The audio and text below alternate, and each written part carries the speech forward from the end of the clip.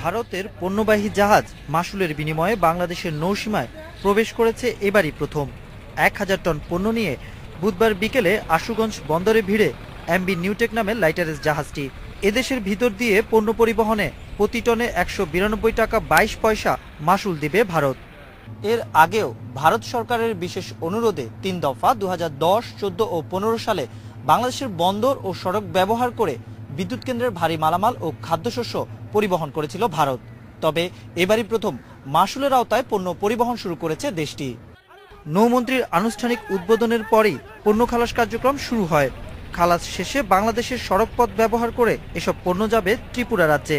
আমাদের ট্রাকের মালিক বা জাহাজের মালিক, শ্রমিক সকলেই কিন্তু এখানে উপকৃত হবে অর্থনৈতিকভাবে।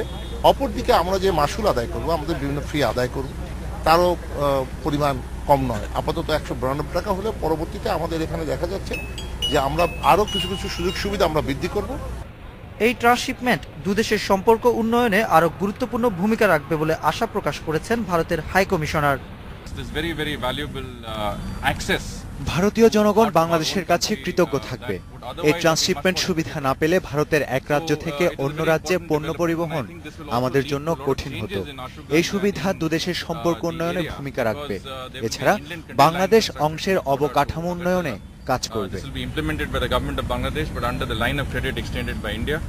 ভারতের সাথে দ্বিপাক্ষিক বাণিজ্যের 90% হয় স্থলপথে। স্থায়ীভাবে নৌ ট্রানজিট চালু হলে সমুদ্রপথে বাণিজ্য বৃদ্ধির সম্ভাবনা দেখছে দুদেশ।